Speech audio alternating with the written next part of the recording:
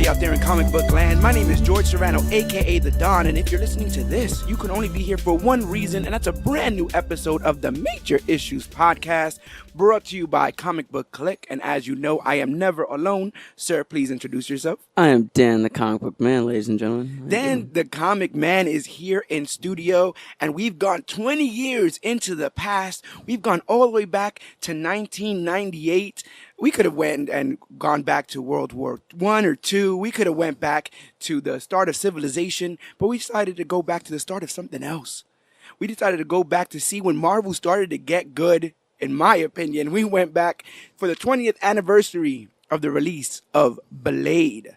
Blade, an R-rated, black actor-led comic book movie that comes out 20 years prior to, the Deadpools and Black Panthers of the world, but we decided to give this modern day look. I haven't seen this film. I gotta be honest with you. I haven't seen this film in a very long time. I remembered nothing about this film before I initially rewatched it.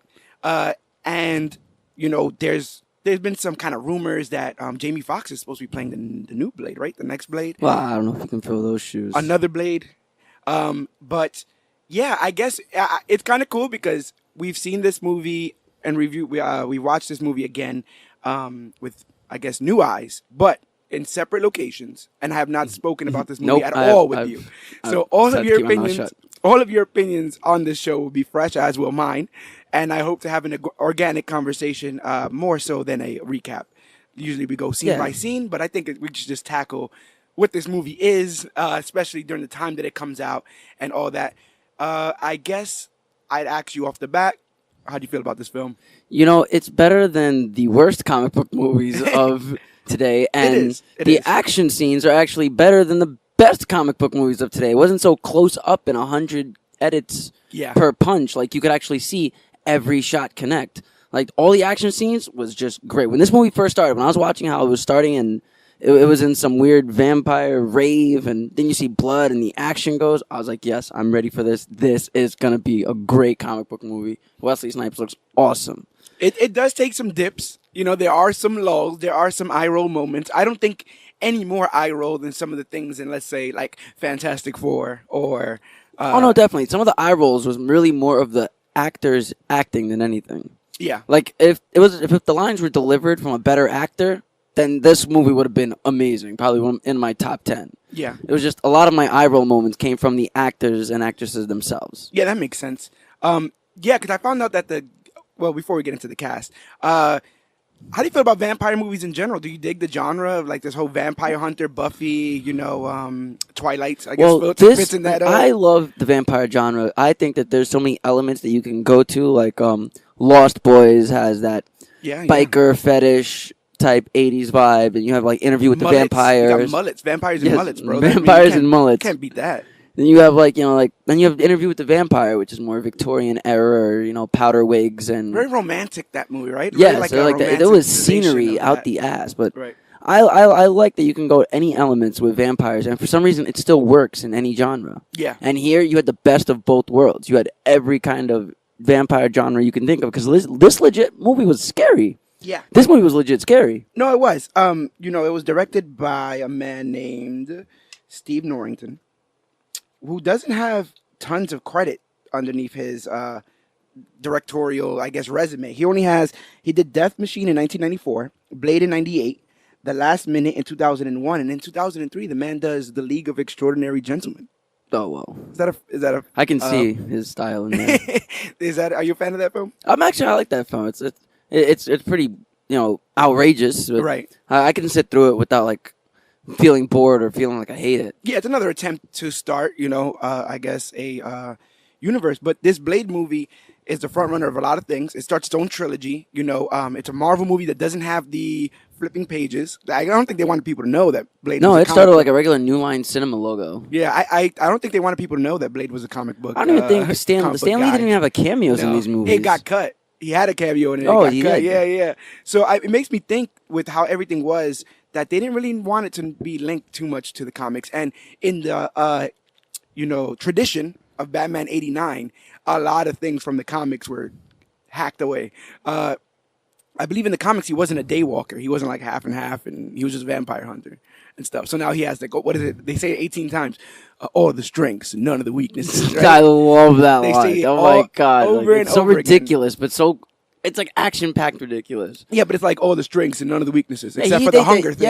I remember because the second one's my favorite. The second one's the only one that I really watch like frequently. See, so, like, I remember how it starts from there. I'd argue I haven't seen the second one again in years, but I think that it's probably worse than this film. Oh no, it's really really ridiculous. It's over the top, but it's just like it's so fun and so nostalgic that I have to watch it. It's like it's so fun. I think the entirety of the weight of this film rests on the shoulders of Wesley Snipes, who around this time was a juggernaut, and he was an action movie star. Oh yeah, he had Demolition Man. He had this. He had what else did he do? He doing New Jack City. I was looking through his filmography. He starts in '86, and barely a span of 2 years goes by before this man, without this man working. He has like a film almost every year leading up to 2018. And he had his old like tax evasion stuff. And, a lot of that stuff was like directed DVD stuff that he did after his legal troubles. But yeah, you name it, the guy was in it. Like you said, Demolition Man. You got New Jack City. You got White Man Can't Jump. You got King of New York, Mo Better Blues, Major League. Remember Major League? He was in Major League. But killing it, as far as an action star is concerned, and he initially wanted to do Black Panther. I don't know how Wesley Snipes' Black Panther would have panned out. I probably could have seen him as like Black Panther's father, like T'Chaka. Yeah. I was starting thinking of Coming to America by seeing Wesley Snipes, as T'Chaka in Coming to America. But David S. Goyer works on this film. Yes, he wrote the script. Like that's crazy. And he, Dark Knight. Yeah, that was the first thing I said. I was like, whoa, this was written by David S. Goyer. And he has a bunch of his hands in a bunch of different pies as far as comic book adaptations are concerned. And supposedly, when New Line approached him, they wanted to do like a parody film with this, and he pushed them towards like the action horror. Yeah, genre thank God. Like, you can't do a Blade movie without it being a horror film. I guess they thought it was so ridiculous that they would just lean into it, but I like how they leaned into it in the horror aspect. Yeah, because this is a comic book character that has been with Spider-Man, Yeah. He's been in major comic book storylines. Like, he's a great character. I like Blade. Right next to Wesley Snipes' Blade, we have Chris Christopherson? Yes, Chris Christopherson as Whistler. One of the most ridiculous names ever. Oh, I'm sorry, Mr. Whistler. I'm Chris Christopherson. Chris Christopherson. Yes, I'm just, I got nothing against the man, but come on. Is that really your stage name? Steve Stevenson? Like, what are we doing here? But anyway, Chris Christopherson, great actor. In here plays Abraham Whistler. That is a ridiculous name also, like you were Abraham Whistler, yeah. Abraham Whistler is also a absolutely ridiculous name. Is there an Abraham Whistler in the comics, or is that just made up? I did the research. Check this out. Abraham Whistler debuts not in a comic, but in Spider-Man the Animated Series. They create the character Whistler in Spider-Man the Animated Series when he's like trying to fight Morbius or something like that. He came through to town trying to get Morbius and made him like his arms dealer and all that kind of stuff there. And then they put him in the comics, and then they put him in the... That's pretty cool. That's like how they made, Harley Quinn for the Batman Animated Series, and then they give her everything else after that. And to think, if they would have never done that, Chris Christopherson wouldn't have this on his resume. I know he loves the fact that he was in this film. I could not look at his visage without thinking Tony Stark built this in a cave with scraps. Thank you. All I kept thinking about was Jeff Bridges in Iron Man. But I kept seeing Sam Elliott a little bit. I'm like, I've seen this character before. He had a little Nick Nolte too. Chris Christopherson always reminded me of Nick Nolte. I always mixed him up. He has that scene where he's like just carelessly pouring gasoline into the car, and it gets all over the car, and then he lights a cigarette. I'm like, wow, this guy, that's like shorthand for this guy. Doesn't give a damn. And spoiler alert, his death scene had me cracking up. So we have the death scene. Whistler, just to jump real quick, this character does go through a lot in this film, and he does eventually die. But I have clear memory of him being in the sequels. Yes, I was saying the same thing. So when he died, I was very surprised. I was like, wait a minute, I don't remember this when he died the way he died in this one, and the way Blade speaks of his like capture in like the second one. It's like, what's going on here? Yeah, what's going on here? I don't know. But no, his whole death just had me cracking because he looks at Blade. He's like, pass me the gun. Do it, damn it! Now walk away, you stupid son of a bitch. I started cracking up. He kept, he had. I imparted that knowledge on the woman lead in this film, where he was like, "Oh, once you turn, might as well get yourself a bullet and go ahead and shoot yourself." Because, but he was just had he been bitten at that point? No, I thought He just wanted to die. I think his throat was slit or something. He was just. Oh, yeah. Because he looked like he looked like he had a cut on his throat. What was the point of that whole if you turn into a vampire then commit suicide thing? If he just didn't get bit and he was going to commit suicide. Anyway? I know, because they said that they weren't going to bite him. They were just going to leave him there. Right. Huh. Well, that that is there. But yeah, you have Whistler and Blade. I was actually also surprised because from my memory of this trilogy, there was like a bunch of vampire hunters. I much rather this movie. Well, the second one had all the vampire hunters, and then the third you get Jessica Biel and Ryan Reynolds in there. Poor Mr. Reynolds. But as far as like a whole team of vampire hunters, league, goes, cult, yeah, the second one had all of that. You get I'm gonna butcher this. Nabushi Wright as Dr. Karen Johnson, a hematologist. I hated her so much. Hematologist, aka blood doctor. She should have just had blood doctor. Oh my god! How convenient! How convenient does a blood doctor get thrown into a Blade film? She should have just had blood doctor on the name tag. Yeah, she should have been like, oh yeah, I'm a blood doctor.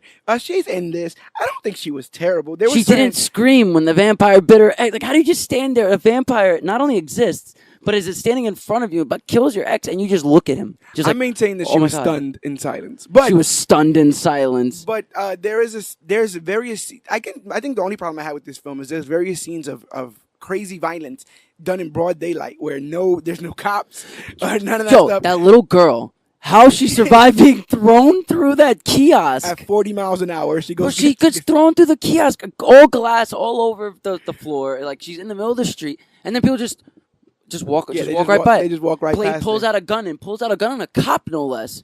And then people are just walking right by. Everybody's just keep going about your day, like if we're on the Matrix or something. You're talking about the dastardly act committed by Stephen Dorff's Deacon Frost. I love him. He was my favorite part of this movie. What a name. It's Deacon Frost. He's from the comics, but he's a much older vampire. Where in this one, they kind of made him like Generation X. Yeah, he's a half-breed. Yeah, we got it. He's literally the DX version of a vampire in this. Out with the old, in with the new. Listening to MP3s, I guess, or something like that. If you have a CD player in that room, what's going on there? So. But Stephen Dorff making nightclubs, 90s, like the hair, everything about him was 90s. The constant chain smoking. That was the villain thing to do back in the. Or I guess just the shorthand for cool, right? Like, this guy loves his cigarettes. He's constantly smoking, constantly like smart aleck remarks, and he is the half breed, right? Or not half-breed. His whole thing was that he was turned. He was not born a vampire. No. Which I didn't know that was a vampire prejudice. Apparently, they have mudbloods in the vampire world. But I guess that's where the dichotomy comes from, right? Blade is a halvesy, kind of. Yeah, because he was literally born a half. Right, and then you have Dorff, who is like rejected from his own people. But how'd you like him as a villain? How'd you like him as a considered the lexicon of comic book villains? I would throw him up as far as it goes with how villains are in comic books. The whole term of villains. I liked him how he went. Yeah. He went straight to the point. He wanted humans dead. Vampires are superior. He had a plan. He had a way of doing it. He got Blade down a couple of times. He even got above him. He threw him in that chamber, slicing his wrists and everything. Yeah, because his whole deal was that he wanted to summon La Magra. The blood god, and then he would become the blood god, and then basically just feed on the unsuspecting. Well, I think it was like they can go on sunlight. He would be able to go on sunlight. Sunlight. We gotta talk about that in a bit. But we have Blade here. The film opens up with that cool rave scene that you were talking about before, where this guy gets basically brought like a cattle to slaughter. Yeah, which is weird. How are you gonna bring one guy to an entire underground rave of vampires? That's like bringing one donut to a fucking room of people. Well, you hear that whole thing of the scary stories or the urban legends of waking up in the tub, with your liver missing or whatever the heck. Like, there was a time back in the day where you would just chase the night and you would just go with whoever, wherever, right? Because you're just drinking. Yeah, but you bring one person. Well, there was no Yelp reviews. Oh, I don't know. I don't know if he was the. I guess he might have been the only one. Yeah, he was the only person there. But think about it. Maybe she was going to go to this thing alone, and then she brings somebody. So it's not necessarily bringing one donut to bring donuts to work day, it's like no one's bringing anything, and then somebody brings a box of donuts. So maybe she was like, she thinking ahead of herself. She was like, I was going to go by myself. This guy's an idiot, and he has not been stopped talking to me, so I'm going to drag him over there. But there was genuine horror in thinking that this was just like a cool place with hip scene, people. once it got where it started raining blood and the blood was all over the vampires and they were still dancing and you see the teeth coming out. I'm like, yo, this is actually a legit scary scene. My prejudice was showing because in the beginning of the movie, I was thinking, like, I don't remember if there was any other black vampires besides Blade. But in that scene, there's everybody of all races, all ages.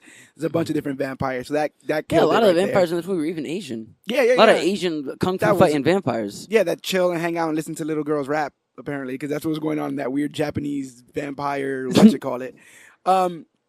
Yeah, I thought that was cool. And then how he just shows up without a drop of blood on him, even though this thing's been pouring down blood. Yeah.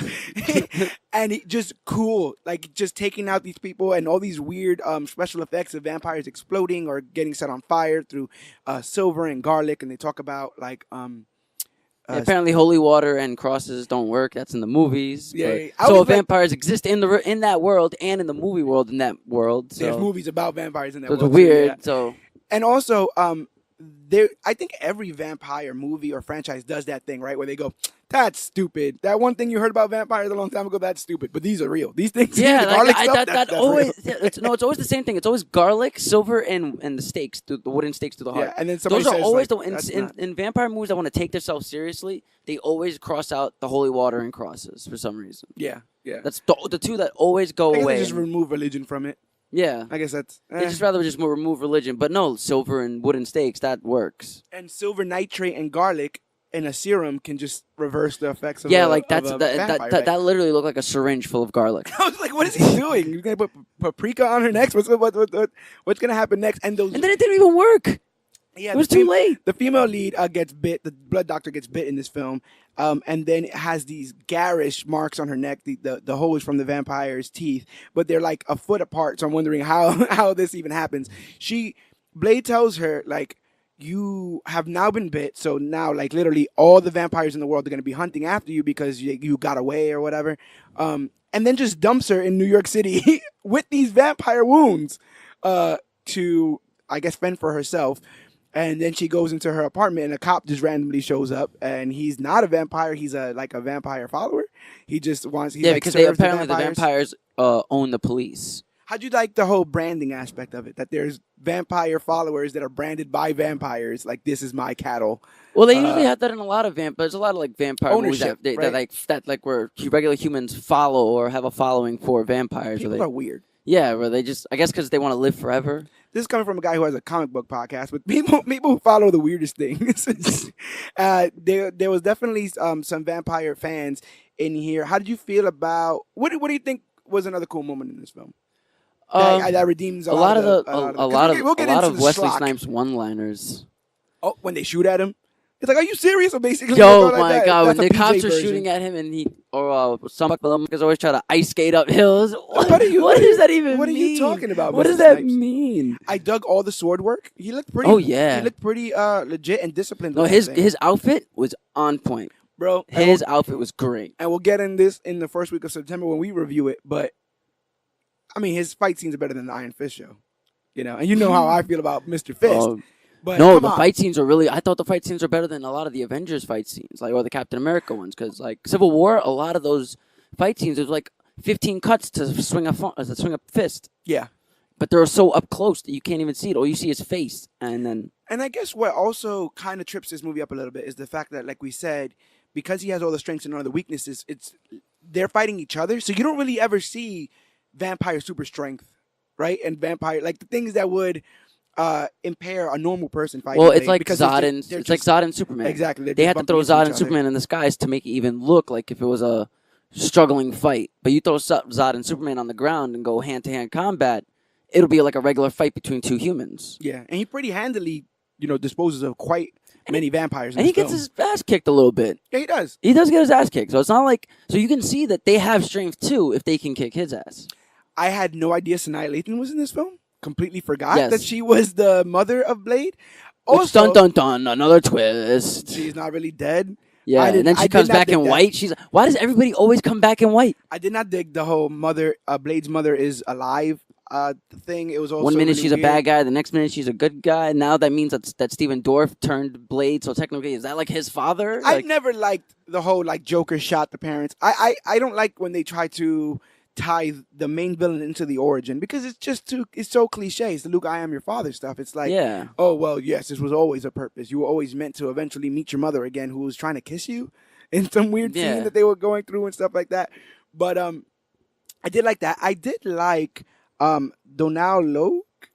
Oh, Donald Lung. Donald Lung. I will say I pronounced that terribly, but he's missing a D. It would just be Donald if he would just have the other D at the end of the name. It's Donal. Oh yeah, Donald. Donald. Be Donald, bro. Be Donald. I guess the D comes later. That makes two obscure Marvel movies that he's in where he plays alongside of the Ghost Rider. Now here's the thing. Yes, I saw that he was in this film, and I was immediately ready to dislike him because I remembered him in Ghost Rider. You didn't like him in Ghost Rider? I didn't like him in Ghost Rider. I don't like him in. I liked him in Grounded for Life. I loved him in Grounded for Life. I liked him in Sons of Anarchy. Yeah, and he's in Gotham now. Yes, he's playing Bullock. He plays up Bullock, right? Yeah, Harvey Bullock, and he's a likable actor. But there's not much I liked about Ghost Rider in general. Oh, of course. And I'm like the whole, I'm gonna be your, I'm just come your on guy. Now, Johnny boy. You gotta calm down now. I'm just your guy. You're my boy, Blue. I was not digging it. So when he comes here, I was really like, whatever, But he reminds me of those minions of Hades and Hercules that are always just really trying to impress, but kind of just falling. He was really losing. He lost every limb, 3 limbs. Yeah, he was the right hand man of Deacon Frost, even though he loses a lot of his right appendages. Yeah, he lost his right hand. Then he loses his left hand. Then by the end of it, he loses his head and just dies. There's a scene where they're talking over. Everyone's gushing over Blade's acid carved titanium sword, and they play around with the idea of they're cutting off his arms, his hands, or whatever. And he was ready to do it. Like, he was kind of upset by it, but he was like, "Come on, Deacon." He was like, "Don't do it, but here, if you want to cut off my hands, just cut off my hands." So it shows the loyalty there. A lot of floozies for Mr. Frost. He has a lot of floozies. Yeah. Just hang out at his place and make out. That's because remember from what I remember, a lot of 90s vampires movies, they had these rave sex biker fetish type. Vampirism and sex has been linked. They're almost synonymous with each other at this point. Especially when you watch things like True Blood, which really ramp up the idea of. And there's a lot of stories novels wise, there's a lot of horror novels or vampires or in these BDSM type elements. Why? What is humans are weird. Humans are weird. Humans have been pitting vampires and sex since the dawn of time. I want there to be a video of somebody sitting Superman in front of a YouTube and just showing him furries and True Blood, and for him to be like, you know what, this planet's screwed. I'm leaving. There's no one here worth saving. But this movie knows kind of how silly some of the premises are, and I think they just play the rule of cool with it. Oh no, Wesley Snipes looks so cool. In the beginning when he shoots the guy in the chest and then just does that little fist pump douche. And you have that whole throw the thing and the camera moves with it. When he threw that boomerang, that weird awesome. Boomerang martial arts ninja star thing. I noticed early on that he seems to be wearing an old school New York style flight jacket. The regular, with the orange in the inside with the patches, and then he just has a bulletproof vest over that. And then just a big ass leather coat over that, and he just sticks his sword in a hole in the leather coat in his back, and you just see him, and he just always looks so clean. He looks always so clean cut. His hair has that weird style to it. Got he has sunglasses that just look. Yeah, he has the sunglasses. They got that look right, and considering that at the time I probably was not very knowledgeable towards Blade and comics, my expectations, I had none. I had none for oh, that's not comic book accurate, or look at that outfit. And there was none of that. Do you think that picking up obscure characters like this, and maybe even characters like Guardians, serves a better Well, that's how I fell in love with Guardians, because I knew nothing about Guardians, and when I found out about Guardians, they weren't even the original Guardians. Oh yeah. I went to go read Guardians to get prepared for that movie, and I read a whole different team. Yeah. So to see Guardians without having to have a comic book knowledge, or without having to go back and see, it's you fall in love with these characters easier because you feel no expectation. Besides expectation, you feel I don't know anything about them, so I don't have to worry about if it's comic book accurate. Yeah, Yogi spoke about this concept that's actually been proven by I guess psychiatrists and stuff, where if you have in your mind have an identity or a reality towards a certain character, when faced with like the antithesis of that, like if whenever they change Wolverine, right? Your mind, the first thing, no matter who they pick, your first thing is gonna bump against that because your image of Wolverine in live action is Hugh Jackman. Yeah. And so, with a lot of these other characters, like when you see Venom, like even though I love Venom, I'm because I grew up with Venom and I have a background in Venom, I'm gonna have things to protest. It could be the smallest thing, but they're still gonna exist in my mind. It's still gonna bump against that design or that character. Why is he talking? He shouldn't be talking. But that's a whole other thing about Venom. Anyway, with Blade, I didn't run into any of those problems. There was no, like, I'm not looking for Easter eggs to set up the trilogy. I'm not looking for other characters to cameo. I'm just fine following this one guy who seems to not really care about this blood doctor all too much. He live his life. Nothing. One man war on vampires with Wesley Snipes. That's what they should have just called this movie. One man war on vampires, starring Wesley Snipes, real small. Well, that's all I expected from Blade, because from what I knew about Blade from the Spider-Man animated series is he was a vampire hunter. Yeah. That's all I care, is that Blade was a vampire hunter. I don't care about Morbius. I don't care about the Blood God or any character. You could throw anybody. You can have him facing off against a horde of bats for 2 hours. I just want That's the second time we've mentioned Morbius, the living vampire of Spider-Man fame. And they were going to put Morbius in the sequel, supposedly, but then they were like, nah, we're not. Yeah, then they chopped it for some. Then the vampire in the second one was some weird, like, half vampire, half goblin demon thing that they split at the mouth. Wait till part 3 when he fights Heatwave from Legends of Tomorrow as Dracula himself. So it gets crazy. You got Triple H in that thing in Blade Trilogy. Yeah, Triple H was in the third one. I remember that. It gets crazy. Well, I get it. DX, suck it. Vampires. I guess that makes sense. He just looked so weird. He looked like Gangrel. Yeah, he did. Blade, obviously, the character comes from comics, and it was partially created by Marv Wolfman, who has a lot of like Teen Titans, credits under his belt.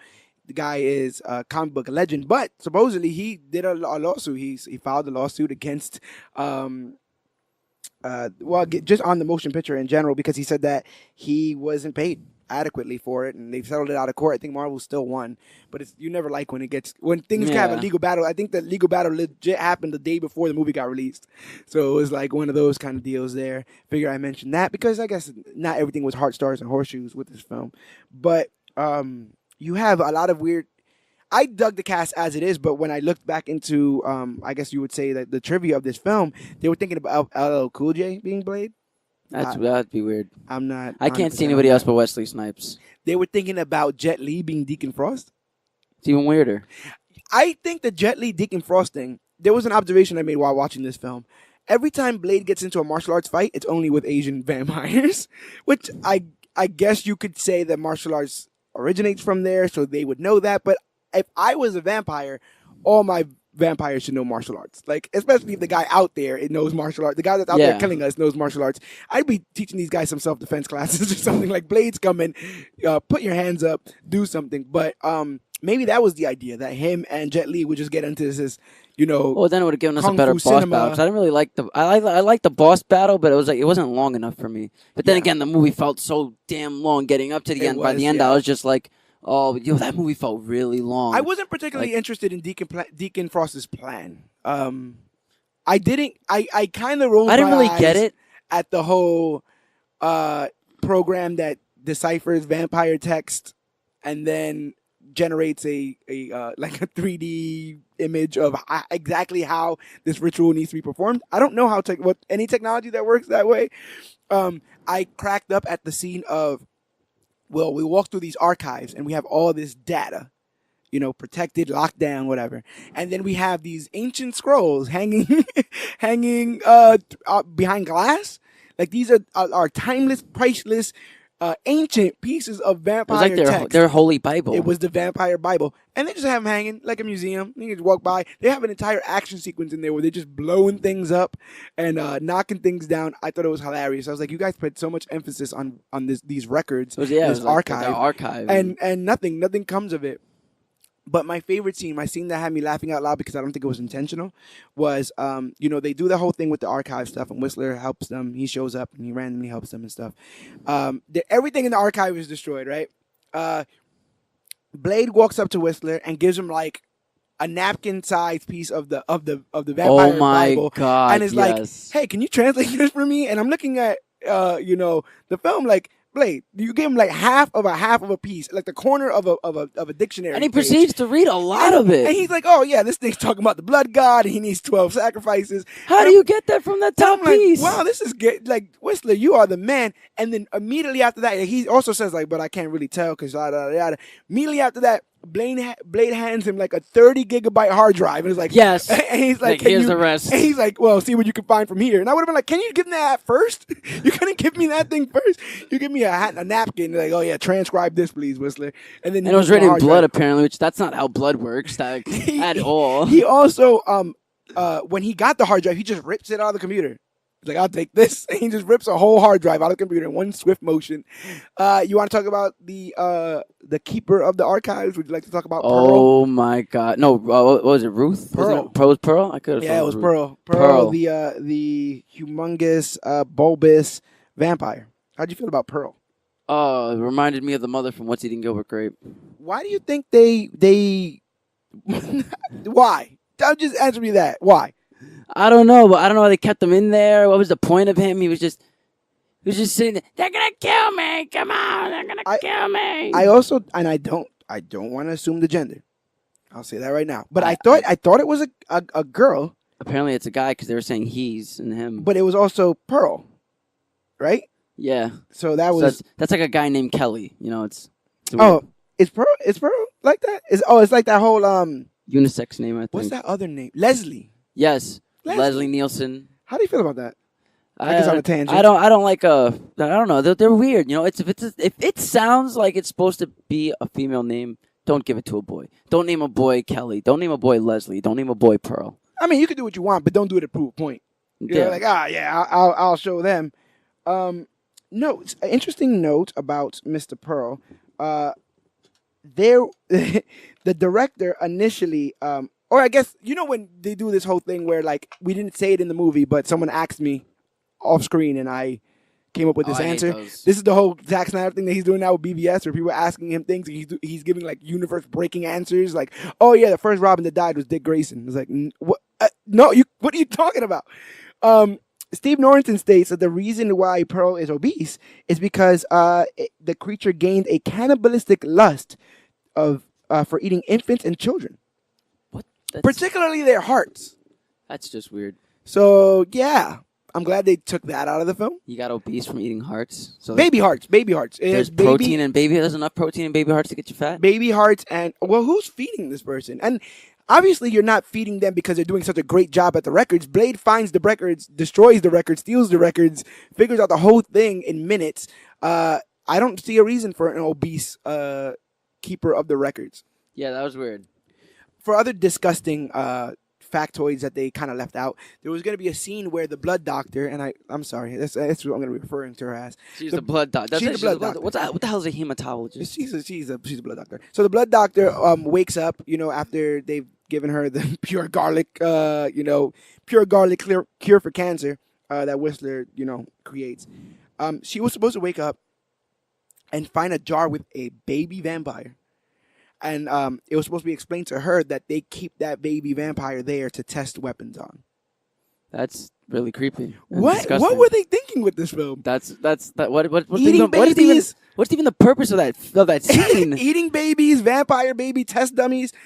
They were really shooting for the fences with this. But I guess when you have no fear, right? When this is not going to start a cinematic universe, or when this is not expected to be the, Citizen Kane of superhero films, then you can kind of get away with little ridiculousness. Yeah, then they were rated R. It's a new thing like that. I guess they shot for the fences and they won. Yeah, this is it's a good film. It's enjoyable. It's definitely enjoyable. Like I said, with all the scenes that you have, the eye-rolling moments, the 90s moments, a lot of the 90s stuff in this, like all the computer technology and stuff, obviously that's always going to be dated, but this seems the time-lapse editing, like that pro-90s, that is anything that is any movie about the 90s has time-lapse editing. Yeah, and you have that in here. But for a film that supposedly, has a lot of dated stuff in it, also was a front runner for a lot of stuff. We already said, black-led superhero film that was taken seriously. Rated R comic book movies. Rated R comic book movie. Gory, violent comic book movies. I really believe that this kind of movie is you'll open the door for Wolverine. Yeah,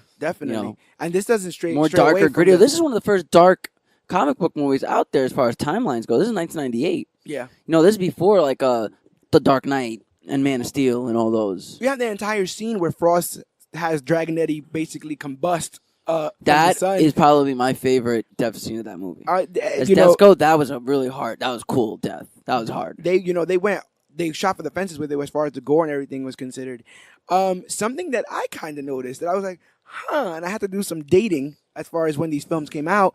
Bullet Time debuts in this film when they shoot Deacon where he Frost, goes to shoot where he has holding the little girl and he shoots Deacon Frost, and he does the Neo dodge slow motion thing a year before Matrix comes out. Also before Matrix comes out, fully black clad, glasses wearing kung fu martial arts.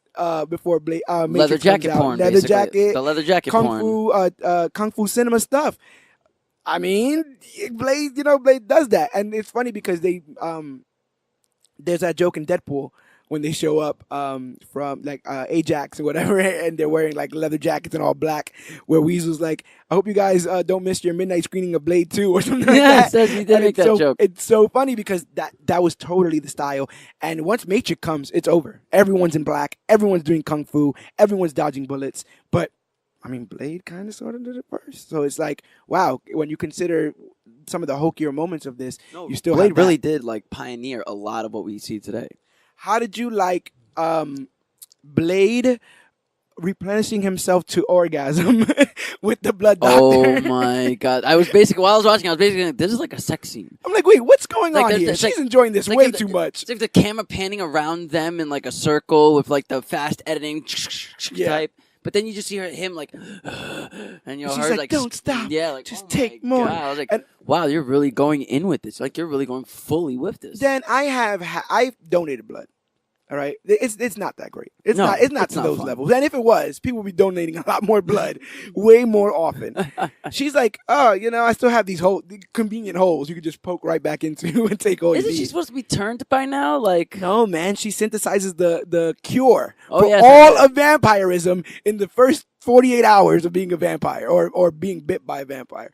I just like that the entire time that she's around, Whistler's giving her the side eye, like, are you turned yet? Are you turned yet? I still don't trust you. You got bit. Yo, for real. Are you turned yet? Are you dead yet? And then when he finally thinks that, like, we didn't shoot you with the garlic in time, you're definitely going to turn. You got about another day. For what it's worth, I'm sorry. This is the worst delivery I've seen in this entire movie.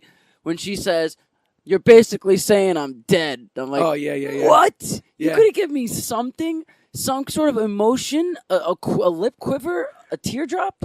I did like though that they made it seem like that the vampire hunting stuff is all Blade does. Like when she wakes up from that and gets her whole like explanation for everything, Blade's ready to go back out.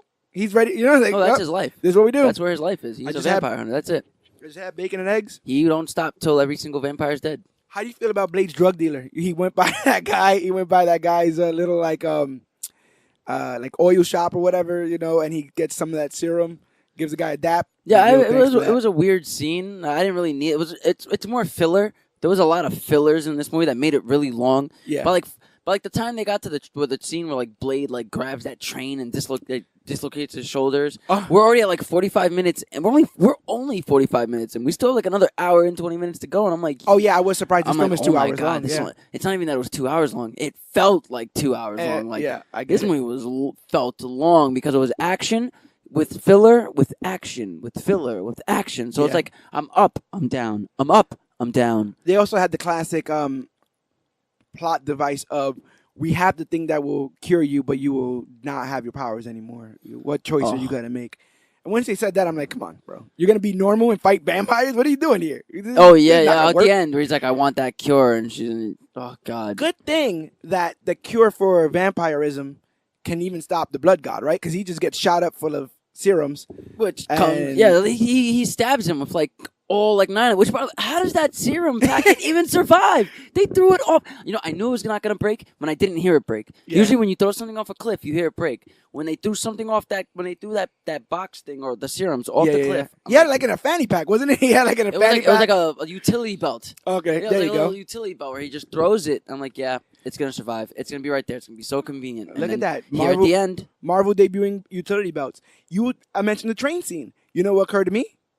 First time you see somebody hold somebody's face up to a train before Wow, Spider-Man yes. 3. Yes. Spider-Man 3 happens in Sandman. It looks so cool, but I see it in this film. I'm like, oh, snap. Blade did it first.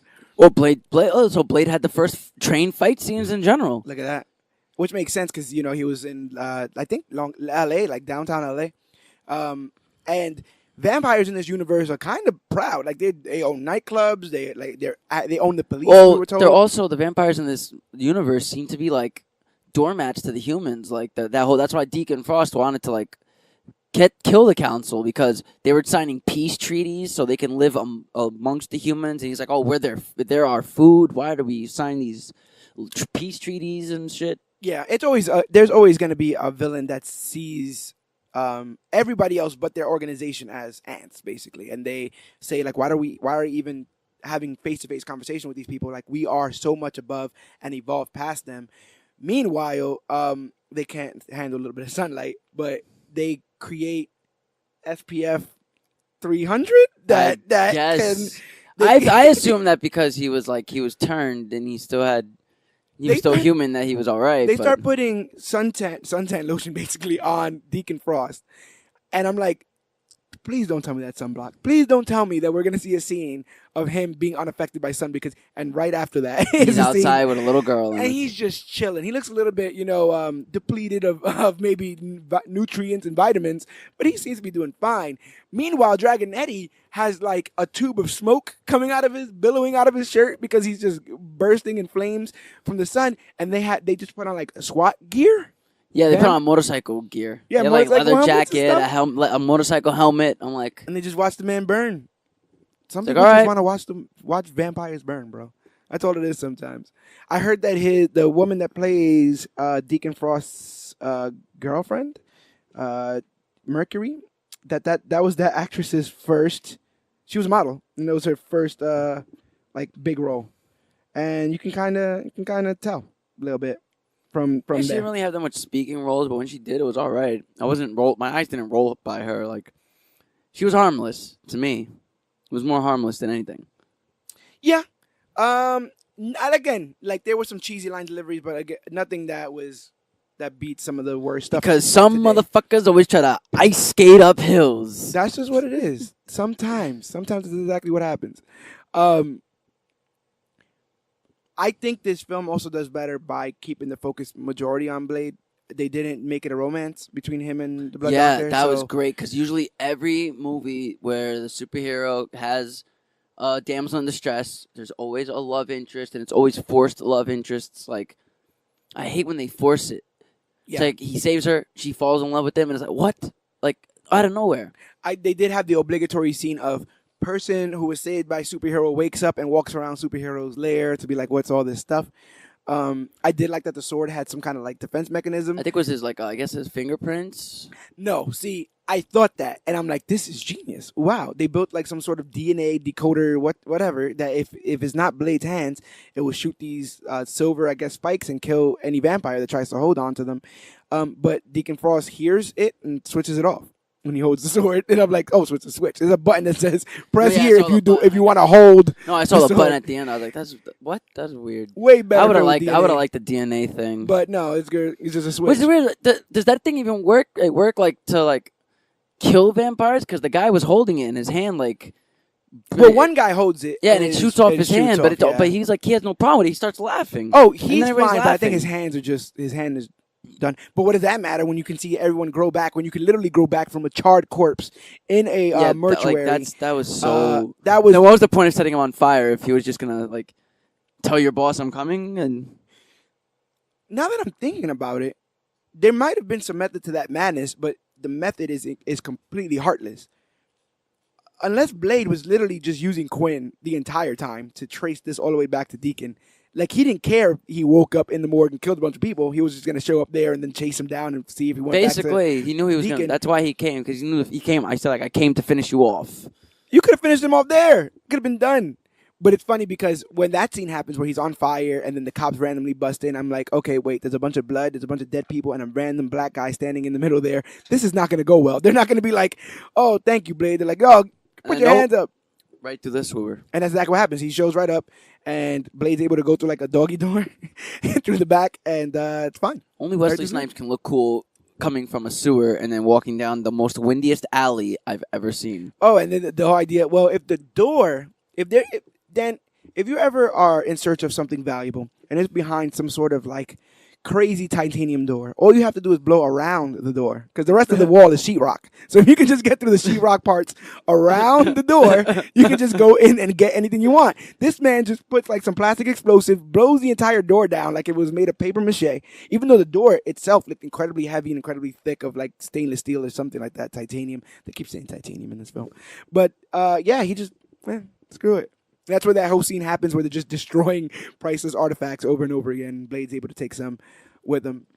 There's also that scene, when we're talking about the mortuary, where she's bitten for like a half an hour by Quinn, by this charred corpse, is biting her, taking her blood, and then Blade sees her, and then sees his mother. I thought that was weird, because like how you do not have any kind of image of your mother at all. Not one. You have not one image of your mother. That was a pretty picture. That was a very specific picture. Yeah. You saw a crystal clear image that we also saw was cinematic. In the beginning of the movie. You had a cinematic memory of your mom when you were born. I personally don't have that. I have no recollection of my birth. I'm pretty sure it was absolutely awesome. I think I was for awesome. the audience first to hey, he's thinking of his mother. But then how are you thinking of your mother? You have no idea what she looks like. You never met her. How do you even know that's your mother at the end of the movie? Like, that just opens up a can of worms now. Oh, yeah. Oh, no, he knows it's his mother because somehow he was able to ascertain her ID.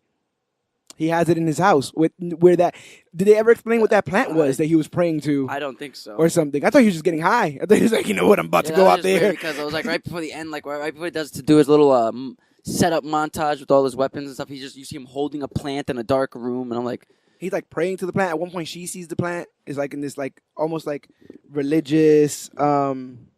I have no idea what the significance was at all with this religious thing, but yeah, that is not the case. They never named this plant. It's like weirder than Leon the Professional with his plant. Like, yeah, maybe it was a nod to that. Maybe Wesley's like, yeah, because Wesley Snipes had a lot to do with this. I think he was a producer on it as well. Which they probably gave to him because he was like, I'm not doing this. I want to do Black Panther. And they're like, you could be a producer. And he's like, oh yeah, I'm doing this, but it's gonna be me. And like I said, this Blade is more Wesley Snipes than he is Blade in this film. And then they just kind of just merged those two ideas. Did you ever see that Blade series that they tried to start? I saw like an episode of it, and I didn't really like it because I saw it wasn't Wesley Snipes. Yeah, and I was like, no, I can't do it. Yeah, I didn't see that as well, but I think Goyer worked on that. Yeah, too. it was like right after Blade Trinity. Right. Like as soon as Blade Trinity got like a little bit because that's what we need after Blade Trinity is more of that. It was Spike that picked it up. I remember it was Spike. I remember it was Spike that picked it up. Spike, vampires. Of course. That. And this is when Spike was at like the top of its game. They had like the Ren and Stimpy adult show. But they also had like this Stripperella. ultra masculine marketing thing. Like Spike was the men's channel. Oh no, yeah, Network Spike was men. very like explosive channel. It's for us. It's for action. It's for men. It was like, what the heck? That's a lot of testosterone there. This film predates the Marvel Cinematic Universe by a decade. Prior to this, Marvel could not get a footing in cinema. You had, Superman comes out in, 76, I want to say, or, in the late 70s, and then you have Batman in the late 80s. Meanwhile, we're dealing with like the trial of the Incredible Hulk, Marvel, Dolph Lundgren as the Punisher, David Hasselhoff is Nick Fury. We have these weird offshoot Marvel projects, all these weird, and like, none of them are landing. And then we get Blade. Yeah, because Blade is before X-Men. Right, exactly. And I want to think that Blade started making people think, oh, we can probably do something with these properties. But if you're gonna debut a comic book property's character, what a way to debut! You debut with Blade.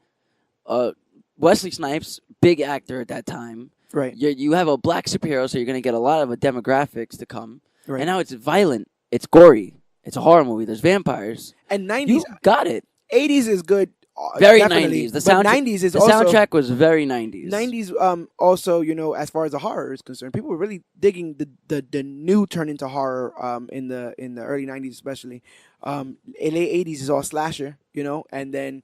You got your possession movies and stuff. So it was smart. I applaud this film for deciding to make it a horror genre film, a horror action film, because on the strength of pure action, I don't know if it would have worked. on just horror, I don't think it would have worked. If these action scenes weren't as good as they were, I don't know if this film would have been as good as it was. And if those level of horror, if I wasn't scared if you would have of thrown vampires, Ghost Rider as the first Marvel comic book movie to bro, I can't try even and kick think it of off, the action in Ghost Rider. there was none. There was none. My God. There was. I rewatched Ghost Rider. There was like 2 action scenes. There was the one where one of the demons was like the wind, and he spit. What? One of these demons was the wind, and you see Ghost Rider try to grab him, like swing on him, and he throws this stupid line.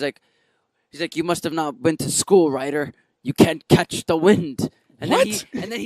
then he takes out his chain that he has around his body. Right. And he spins it in the air. So just hoping that he hits the wind? To suck he's making vortex? a vortex. He's Wow. making a wind vortex to capture the wind. Good work, And then Ghost Rider. Then it's the end. And there's one little like fight scene-ish at the end. Other than that, the only other cool action we get was the penance. And you only get one the penance there, right? You only get one penance there. Okay. And that was actually Come on. Rebel Wilson was in that movie actually. Rebel Wilson was in that movie? Yes, from Pitch Perfect. Rebel Wilson was the first girl that Ghost Rider saves when he first Oh, transforms. but she's a goth, right? Yes. Yes. And she's explaining to him on the news where she's like, he had his head, and it's like, Yeah. that's Rebel Wilson. But not the first goth random cameo. I would give that to Lucy Lawless in Spider-Man 2. Was that her? She's like, he's kind of hot. She's like all goth, and they're asking people about Spider-Man on the street. Wasn't that the first one? It might have been the first one. Yeah, where they're asking everybody because Jim Norton is one of the. Yeah, Jim I don't Norton's like him. He's like, he's like, he stinks. I like, don't like him. Yes, guy with 8 hands, kind of hot. Yeah, yes. Lucy Lawless. Lucy Holy Lawless. crap. I'm telling you, man, it's all there. It's all there. You were talking about the '90s music. Also predates. Yeah, very Matrix like with electronic rave. Sex punk. a lot of the Prodigy stuff. Like Firestarter and all that kind of stuff, Yeah. kind of music, but it also predates Matrix with that because Matrix digs all that. Matrix dives Matrix all was into all that very stuff. into that rave, that weird music. European, The European rave, European electronic music, which I guess they just going with that because the vampires. I guess because European. Transylvania and all that. In Transylvania, Hotel Transylvania. You're talking about? Great movie. Blade needs to show up in Hotel Transylvania. Is what you're telling me. Poor Adam Sandler. Well, I've been saying poor Adam Sandler since I saw that ridiculous Six thing that was on. That was on. That's a Netflix. horrible movie, but I digress. Yeah, gosh. Yeah. So front running a lot of this stuff. I dug the last part of the action sequence because they do that whole like Batman thing of like he's only a man. Like what's the worst that could happen? He's one man. One man's gonna show up. What's the worst that one man can do? We got all these semi-automatic weapons and stuff like that, and then he just shows up and just wrecks shop. And a lot of the fight is heard through the walkie-talkie. Like Deacon Frost is like, "Why are there gunshots? I told you guys not to shoot," or whatever. And it's basically Blade laying everybody out. But again, as far as like front runners or whatever, like or pioneers are concerned, big CGI mess of a third act. Basically. Blade, baby, front runner. That was a weird because he goes to cut his body in half and he like, does a whoa. Fantastic. The first gyration, the first bad guy gyration at the end. Out of control. Did you hear that initially they just wanted him to fight like a big blood monster? I'm glad they didn't go with just a big CGI blood monster. And he was just gonna like throw blood at him. Because honestly, I don't remember I don't remember the end. So every time they kept talking about the La Magra, I'm like, yep, it's gonna be this big schlock. It's gonna be a big schlock, and then it comes and it's just Deacon Frost with enhanced CGI, and I'm just like, all right. I partially thought it was going to be like that weird, stupid creature from Spawn. Yeah. Yes. Exactly. The big horn. That's the devil. That's Satan. Okay. Oh yes, that was supposed to be Satan. Maybe I'm not thinking of Spawn. No, I'm thinking of Mortal Kombat. Annihilation. It was like this weird. Oh, I remember. He came out of the dragonfly, and it was like this weird, big, ugly that was CGI terrible mess. And I was thinking that. But I mean, it was bad, but it wasn't that bad. You got that like Deacon Frost becomes La Magra or whatever, and then he does like the weird, like dodgy, I'm faster than you stuff, but then Blade gets him anyway. Yeah. So like none of that mattered because that motherfucker tried skating up. That's hills. right. All the skating. Too much skating, Mr. Too Frost. much ice skating up hills. the ending, if I can remember, is he brings the 12 members of the vampire he brings them council. all the 12 members to that little sacrifice place. Then he lets blood drip on their faces, and then their skeletons escape their bodies as I guess they're dead or been sacrificed to the blood god. I'm making all this up. I had no idea what those things were flying around. This was going on the screen, but this is the canon that I've made up. Is that Lamagra. That was weird. I'm not gonna lie to you. The scene where he's put in the what I call the Wesley Snipes size hole, the Wesley Snipes cookie cutter mold thing that they have. That's exactly the height that they needed it to be great for Wesley Snipes. They have this weird. Am I lying? It looks like one of those cookie cutter molds. No, it was a cookie cutter mold. They even had like straps for his arms, and he just stands in it, and then it closes. That scene of him of just like blood pouring out of his wrist, that kind of got me. I was a little like, I don't like that. Yeah, I didn't like the whole. What the hell are they cutting him with? Where his restraints were on his wrist, those were blades, and so he was just bleeding out. And That's disgusting. A lot was going on. What the one thing I kept saying that took me out of the whole last act was one of the vampire councils was killed by Deacon Frost's girlfriend. Yeah. But don't you need 12? So who was getting? Unless they thought that there was some fat, right? Maybe they had 14 because they killed Dragon Eddie. So there must have been like, I guess, more, and they were all kind of weird. No one else on the council. On screen. You never see them replace that spot.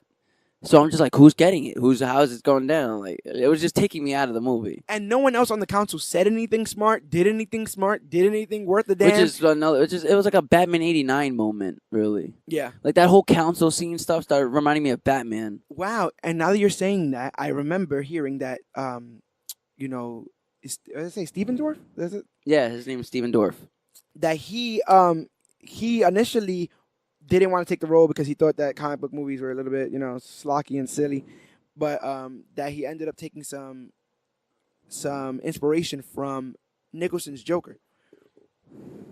And now that I think about it, you have that scene in Batman '89 where he walks into the boardroom with a bunch of gangsters and says, like, what you guys are doing is not great. Where he wants to take over. And I'm going to do it better. And that scene almost gets replicated in Dark Knight, where there's a bunch of gangsters sitting around, and then he shows up and he's like, your way of doing things is old, and I have the new. Which is basically now it's a cliche at this point, where there's a boardroom of gangsters that are trying to do it one way, and one new guy wants to do it a different way. Do you know how bad you have to be at gangstering to have like a gangster meeting about gangstering? Like, you're sitting around going, man, we really can't catch this guy. We should probably meet up and talk about this. PowerPoint presentation of like, why is Blade killing all of us? Because they say all the time they know of Blade, they know of the Daywalker.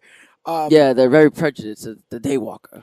And if it wasn't for the Lamagra stuff, they would have killed him. But Dorff needed him alive for this, which then killed him. Because they needed his blood for some reason? They always need his blood, bro. They always need the bad guy always needs the good guy's blood. What's Amazing Spider-Man 2. Why does he need his blood in Amazing Spider-Man 2? We need the blood, bro. The blood, that's the elixir of life, I guess. I guess that's what they're trying to say there. But Pearl, disgusting moments like Pearl farting aside. Oh my God, they had her torturing with the sunlight UV projector, UV ray. Yeah, it was a little UV ray. It was like a floodlight that you like hold in like a cave. You know what my favorite part about that whole floodlight thing was? How quickly the girl was just like, I'll just kill it. I'll just kill Pearl. I don't care. Oh, and then she's like, it moved. Like, she was my God, she was so really into that whole I'm just going to kill this fool deal. So horrible. I can't stand her acting. If it was any other actress, I would have loved it. I would have loved that line. I would have chewed up her dialogue like nothing. But she gave me no sense of I want to be here. Everything was, even when she had her shoulder dislocated, she's just like, my shoulder's dislocated. Not screaming, not yelling. Oh, yeah, and then they like. Then he just pulls it, and she's like, ah. And he like snaps it out. Yeah. And then the same thing happens with him, and then she breaks it. Yeah. She or breaks it or fixes it or whatever. Please, you gotta let me help you. I can't stand her act. I just couldn't stand it. Oh my God, when he has her, he saved her. Cops show up. And then he throws her from one building. Yo, I'm like, did she just splat? I'm like, no, that's it. She died. Thanks, Blade. Thanks for that. Like, she's not turned yet. No. No, she didn't even turn yet. And then he just jumps and does a superhero landing, no issues, no problems with his knees. But her, you legit hear the splat that she makes. Yeah. And then he jumps down, and all it is a dislocated shoulder. No, Which that's like 6 broken ribs, 2 broken legs, a broken arm. Yeah, and he's not helping her at any point. She's asking all kinds of questions. He's like, shut up. Like he's not with it. He's beating up cops in daylight. Broad daylight, beating up a policeman with the badge is shining in the sun, and he's just punching up a bloodied policeman and bullying him. I'm like, Blade. Yeah, he pulled out a gun, and there's people just walking by like nothing. No one calls cops. He pulled out a gun on Deacon Frost. He's shooting in public, like in mass public. And people are just walking by. Like, okay, mind my business. They really were in New York, probably. And I'm telling you, Deacon Frost sends that little girl 40 miles an hour through that hot dog cart or kiosk or whatever it was, where he threw her so hard that glass shattered. Survived, but I can't believe she survived. And then she was gonna get hit by a truck, and Blade was able to, like save her in that moment. So I mean, you do have your definitely hero moments, heroic moments where you get to see Blade save her life. So I thought that was pretty cool. But yeah, all the rave stuff I thought was awesome. I think how you like the whole the armory of Blade. Because I think it looked cooler in the second one because they really went more in depth on everything he has in the second one. He had like sunlight bombs that were like grenades, right? Like these grenades, like dude, like these grenades, dude, like straight sunlight, like it was like a UV rays. Like he has like these like thermonuclear like shits because he had Norman Reedus, in the second one making all of his tools, but he was making all new age. But then tools. Whistler comes back. Yeah, because the whole first act of Blade 2 was him finding Whistler. The whole first act of Blade 2 is me remembering people exploding. A lot of people were exploding. They did because they did that whole the disintegration from the first one, but they did it a whole differently. He seemed to have also like silver like piano wire in that film where he could just wrap around Garrett wires. Garrett wires. Yeah. And then just, I mean, look. If you find vampires, you gotta up your that was crazy. I liked the action from the second one, like with the Garrett wires, where he puts the wire around their neck, turns around, and like lifts them off the ground, and then you just see them like disintegrate on his back. Like, what are some of your favorite vampire kills in this? When he has the shotguns that shoot the silver stakes. Oh yeah, I love it. Like in the beginning when he hits the girl in the knees and then shoots her up across the face. That was pretty good. And then anytime he has his sword, I want Blade with his katanas at all time. Yeah, that was also pretty cool. And we hadn't really seen superheroes with swords in this. And nothing against Wesley Snipes, but you look at him and you don't think he's an expert swordsman. I wouldn't assume that he was an expert swordsman. He's out there, doing some stuff. Now, again, it's the same thing like if somebody's playing amateur guitar. I wouldn't know the difference because I can't do it. But I don't know the degree of expertise Wesley has with that sword, but it looked believable. It looked like the man knew what he was doing with it, especially with some of the kung fu stuff that they were doing, and excellent editing on the punches, kicks. Oh, yes, great editing. I like that I could tell what's going down in the fight. I could actually see the fight. And it's him. It's not somebody in a hoodie. Maybe they had stuntmen and stuff. But usually now we get this whole thing where the person has their entire face covered, so it could literally be anybody else. Or you get the problem like with Black Panther in some of those scenes where it's just a springy CGI stunt double man. I saw some of those issues in I saw Spider-Man 2 again. I was watching the train scene to do our last podcast of the top 10 best comic book movie moments, and some of that CGI is not all that great. But it was the beginning of that kind of stuff. And we see the beginning of that kind of stuff here, like in that third act where he's doing the whole injection with the cure stuff and their heads are exploding. Because it wasn't they supposed to go into like anaphylactic shock? Yeah, which is but a then whole they were different turning thing. into Gushers commercial heads. Yeah, remember those Gusher commercials? Yeah, where you take a bite of the Gushers and you turn into the fruit that you're eating. Yeah, your head gets huge. They just look like a bunch of raspberries, It was really weird. Don't buy Gushers, kids. Don't buy Gushers. Yeah, they build, like I said in one film, they build the cure for vampirism, they build the cure for the hunger, the thirst, all that kind of stuff there. And so seemingly going forward, there should be no issues, right? There is no Blade 2 or Blade 3 because we have the cure for vampirism. We have the coolest vampire killer in the world, but yeah, they still find ways to make those sequels. Yeah, but I like the second one. By the time the third one comes out, what's that, 2002? No, a little bit more, like 2004 or 5. Really? I think like it had to have been because Blade 2 was like 2001. Oh yeah, huh? Yeah, it would have to be around those times. Because Ryan Reynolds was just trying to shake off his Van Wilder, and remember Triple H was still in his like biker craze. Yeah, so Blade 2 is in 2002, so that's 4 years. That's a 4-year difference. Yes, and then the third one would have to be like 4 or 5 maybe.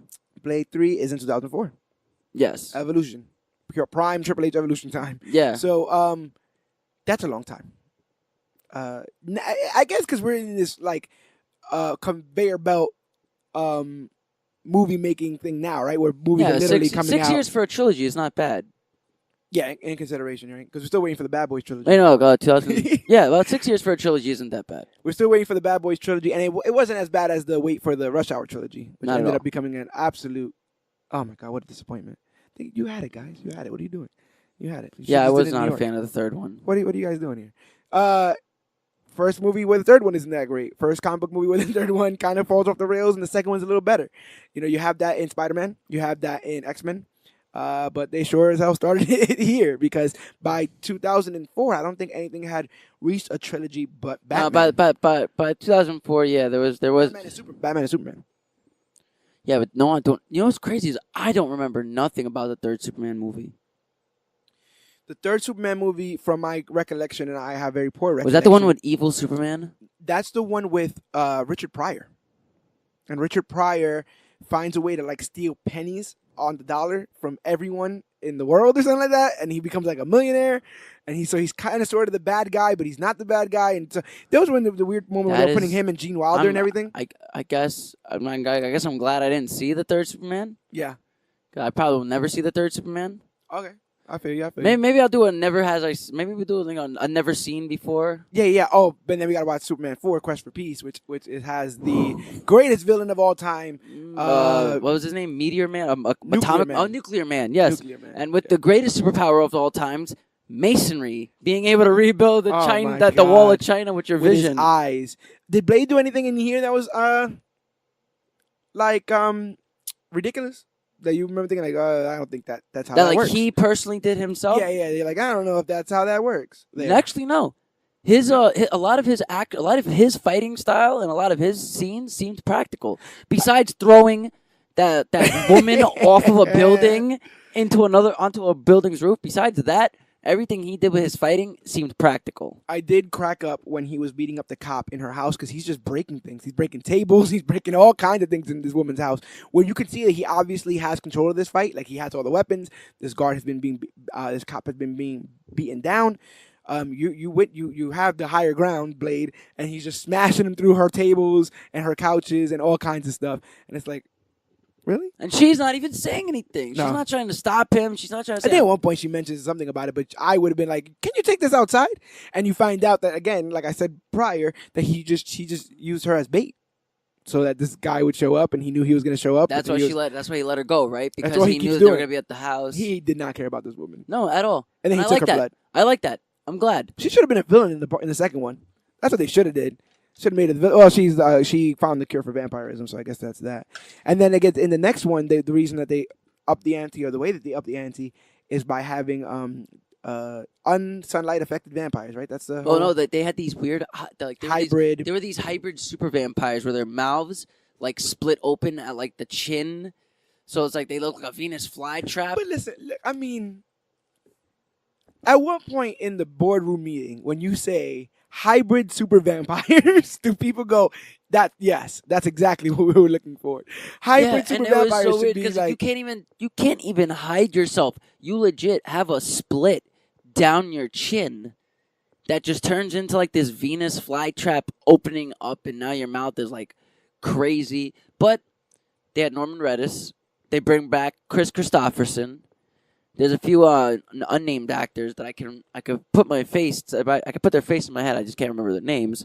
A lot more of the leather jacket porn. Well, you have Homeboy from Hellboy. Damn it.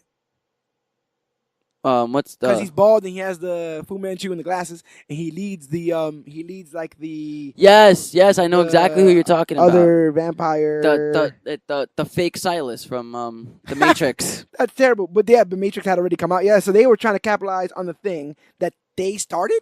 Like they created the look and the feel and all that kind of stuff that ultimately gets cultivated in the Matrix, and then they try to piggyback off the Matrix, but the Matrix had completely blown everybody out of the water. So when they see all the stuff from Blade, not knowing that he kind of did some of this stuff in the first one, it seems like a ripoff. It does. Blade 2 seems like a sort of kind of in the style quality a ripoff of the rest. There was a lot more one-liners from Blade in Blade 2. They got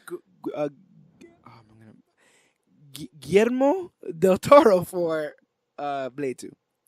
For what, writing? Directed it. Directing? Yes. Guillermo del Toro directed Blade 2. Yes. No wonder why I like Blade 2 so much. Yeah. I love del Toro's. No wonder. And it's so freaky. You know what? Incredibly that freaky. makes more sense now. Now I understand the villains of this movie and why there's these vampire super hybrids where their face opens. He loves his creatures. Yep, it's del Toro. It makes perfect sense. He definitely loves his creatures.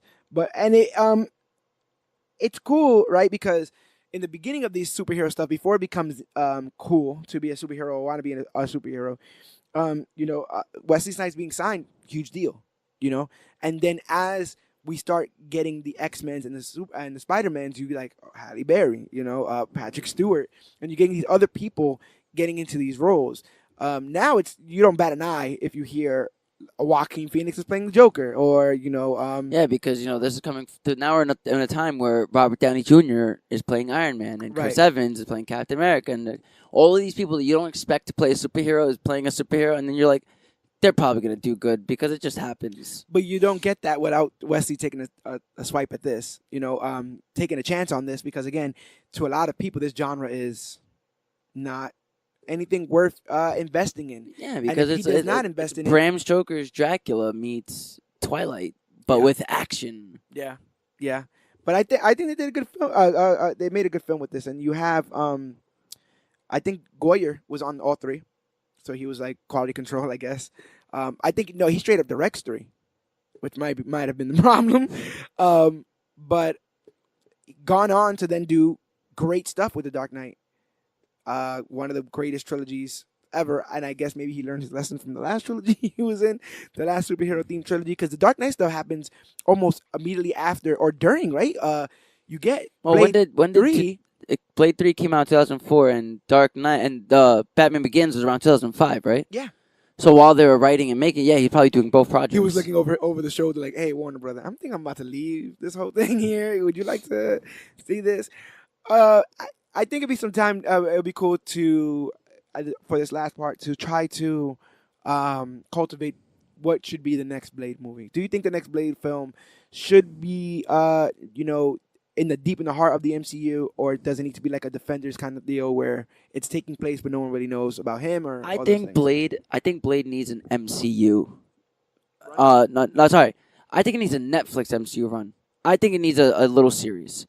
Throw Blade in with the Defenders. Okay.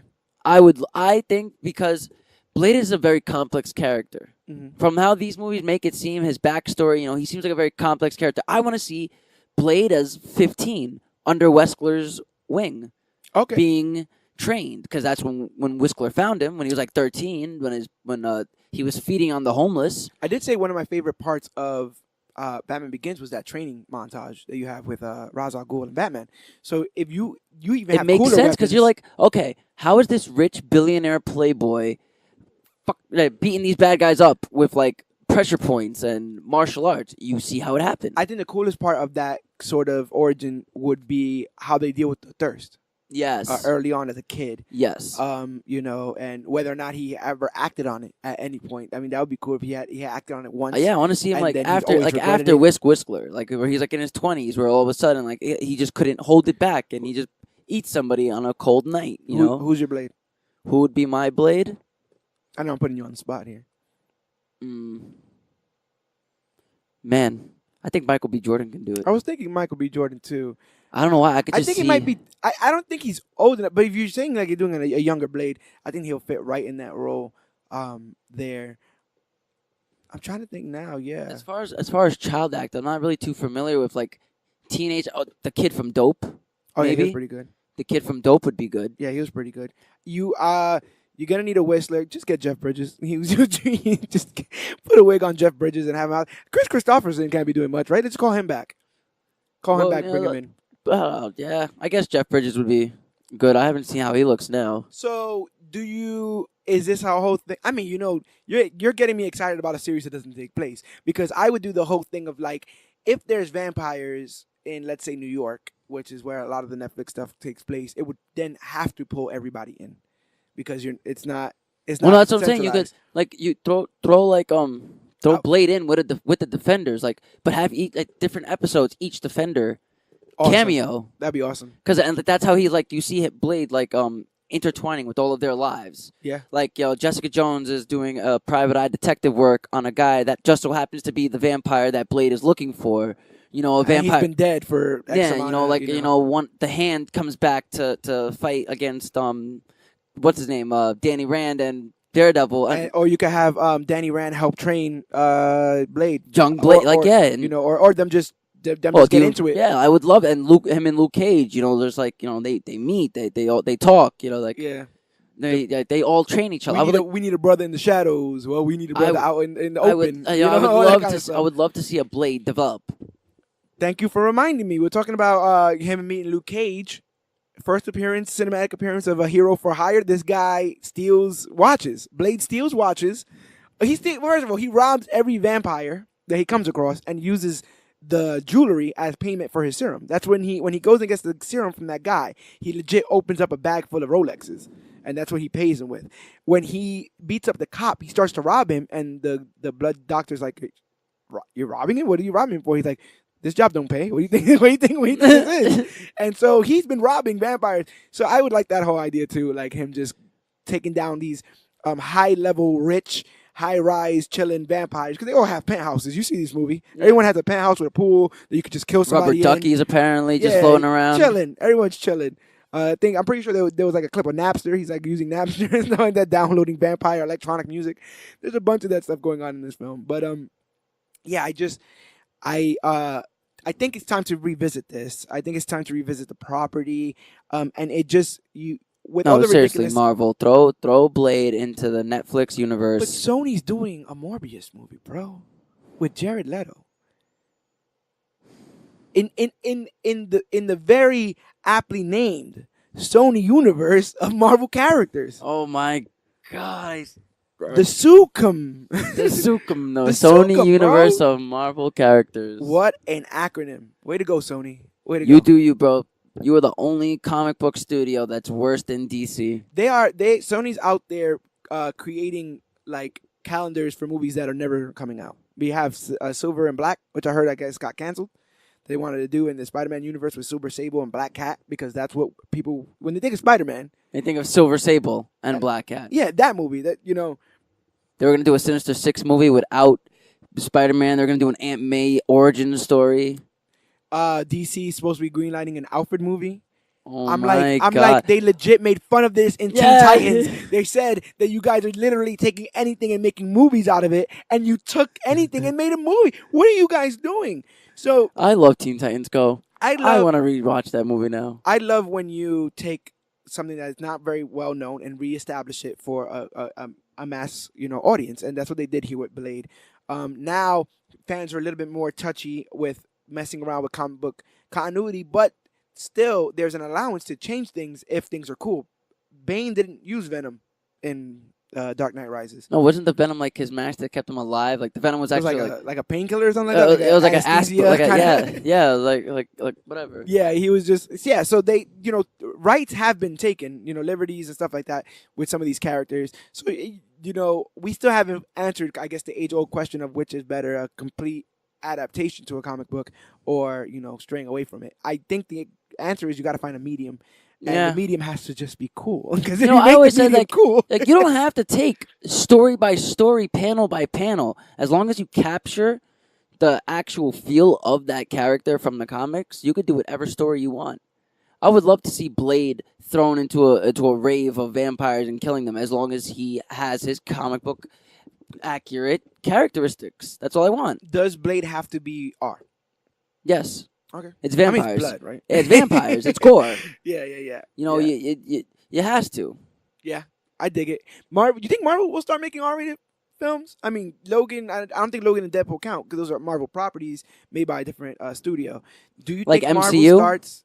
Yeah. I don't think MCU will start making R movies. You would have to. You would have to, because then that would tell the kids that they would need to watch those to continue the journey of the universe, and they really can't. They really don't want to sell. They don't want to sell R movies to kids. Right. Well, we'll be seeing a lot of these characters that have seemingly. That's why I'm worried about Deadpool, because doesn't Marvel MCU now have Deadpool? Yes, they do. So I'm worried about Deadpool. But that's what I'm saying. We're gonna see a bunch of reintroductions in the next maybe coming Deadpool years. will be the exception to the rule. Yeah. Blade same for Logan. Maybe Blade, Logan, Deadpool. Those are the exceptions to the rules. Blade is definitely the exception of the '90s Marvel movie that works. So I can see his character being an exception to the rule. Do you even know that's a Marvel movie when you watch it? Because they really didn't even promote it. It's one saying. Logo, and it's New Line Cinema, and that's it. And it's like based on the works of Marv Wolfman from Marvel. Yeah, Comics usually like same for like Men in Black. You usually see based on Marvel characters. That's another movie that shocked a lot of people that came from comic books was Men in Black. Yeah, I didn't know that till like I was much older, and I was like, wait, that's like those are comic books. Like, Yeah. Wow. Yeah. But it doesn't all work because then Losers didn't really wow anybody, right? I was wowed by the Losers. You were wowed by Chris Evans. This is just wow. I was wowed by everybody in that movie. Everybody in that movie was amazing. Oh man, are you going to in your leisure watch the other Blades? Yeah. Now that we've like I said, I always have watched two. So I have two very like big in my head, like my memory. Like I do remember. It's three. I remember. I don't think I've even seen three. I remember the vampire Pomeranian from 3. Oh, and Ryan Reynolds gets scared. I'm just like, why is there a vampire dog? That's not what's going on here. Yeah, and he just screams obscenity. Yeah. Yeah. I might rewatch Blade Trilogy. Okay. I don't know if I'm going to. I might watch the second one because for some reason I have it in my mind that it's not as good as I remember it. And maybe it is as good as I remember it because when I saw this, I was pleasantly surprised. If you like the campy dialogue, if you like the overall the tone of how the first Blade was, you're going to like the second Blade. But it's more, the tone is more like it's not as heavy as the first one. The first one felt dark. There was like a weight there. There was consequences. The second one really does feel like a comic book movie. It became like a caricature of itself. That's what I'm about to say. He's at his height of his Wesley Snipes powers in Blade 2. But there was a lot more one-liners, I'll tell you that. He's helping write. He's helping produce.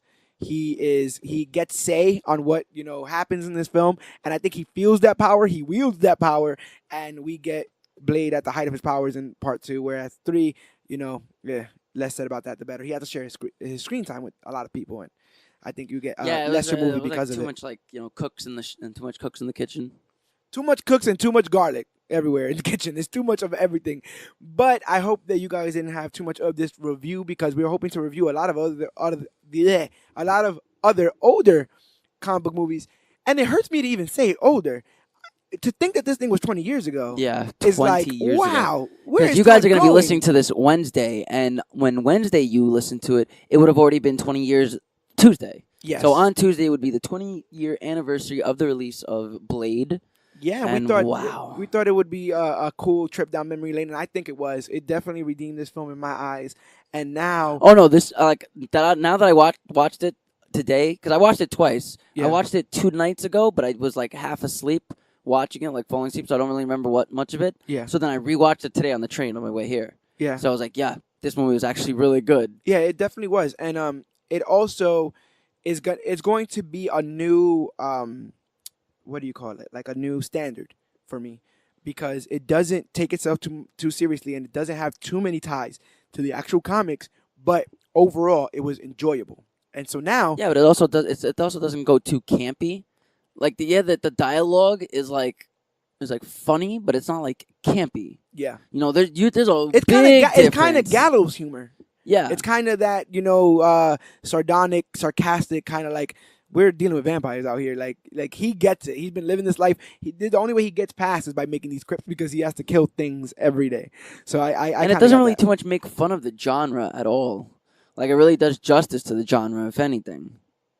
Like I like the whole I love vampires. Yeah. And this movie is a perfect vampire movie. I also, like I said, because when you think of films and stuff like that, usually when a comic book film comes out and it, you've watched it and you've been able to sit on it, the comparisons start to come to some of your favorites, and when they don't reach that bar, people are like, then I guess it wasn't any good. But I do think that this Blade bar needs to be another bar that people need to examine films under and say, well, did I have fun? Was it cool? Yes.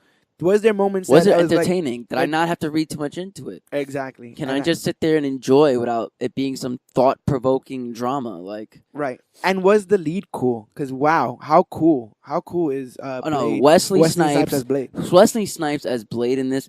He was very like. Some of his lines were delivered in a monotone sense, Yeah. but you could. He's a half man, half vampire that doesn't give no shits. Of Yeah, course, he he's gonna was- deliver it in a monotone way. He was an incredibly stoic. He was an incredibly stoic protagonist in this. That's why Whistler had to do a lot of the exposition, which I didn't really mind. They were trying to build the universe. Yeah, it seemed like so- Whistler was like his inner monologue for the female role.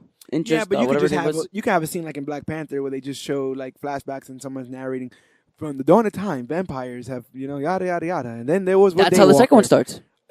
I swear to God, that's he's like the second one's like, I'm Blade. I was born half man, half vampire. I have all their I was about to strengths. say, which means I I have have all their strengths. strengths. No, that's and how the none of their whole weaknesses. beginning starts. He's like, where he introduces himself, saying, "When Whistler found me, I was already feeding. And I I got think he's all their dead, strengths, but he ain't none dead. of their weaknesses." I think Whistler's dead, but he ain't dead. No, they Where's show that blood doctor? that's how the whole beginning of the second one is a whole plot on its own. It's like a Family Guy episode. That's It's like terrible. has nothing to do with the rest of the movie. It's like the whole beginning is just him looking for Whistler. So all you basically needed was a previously on Blade. But Wesley Snipes basically previously on Blades us.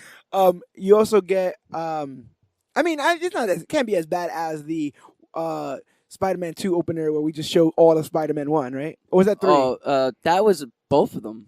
It's like we're just gonna show you the entire. Yeah, it's movie. previously on Spider-Man with the opening credits. Oh, But gosh. no, I'm telling you, you're gonna roll your eyes or laugh or one or the other. We're gonna have but to do it. We're You're gonna just have to gonna do Blade start the 2. movie and you're gonna hear that whole like electronic European rave music Right. with Blade's voiceover just explaining his origin. My gosh. Like if you didn't see the first one, here's previously on. This is why here's why you don't have to watch it because we're just gonna tell you everything. Yeah, you really don't from even the have to thing. watch the first one Oh because it's my like, my gosh. name's Blade.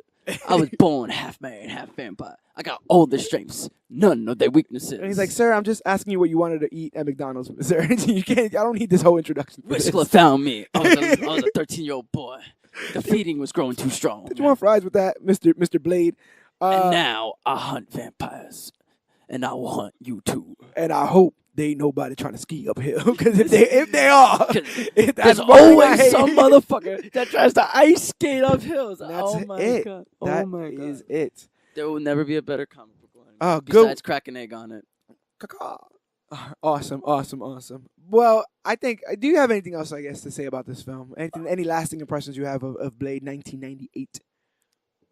It surprised the hell out of me of how it was better than the worst comic book films of today. I think so. Like I will watch this over Suicide Squad. I'd watch this over Iron Man 3. Ah, I'd watch this over BVS. And do you think that's a case of expectations? Yeah, because I expected this movie to be bad. Ah. I expected this movie to be campy. I expected to hate it, honestly. So I did going to this movie expecting to hate it, and I ended up loving it. So does that mean we have to put on the Oakleys, the Blade Oakleys, every time we go to see a DC movie, and we're just like, this is gonna be bad, and then just be? I think you're gonna have to start Surprised? saying, I know I'm gonna hate this movie, and because you're gonna end up liking it. It's just psychological.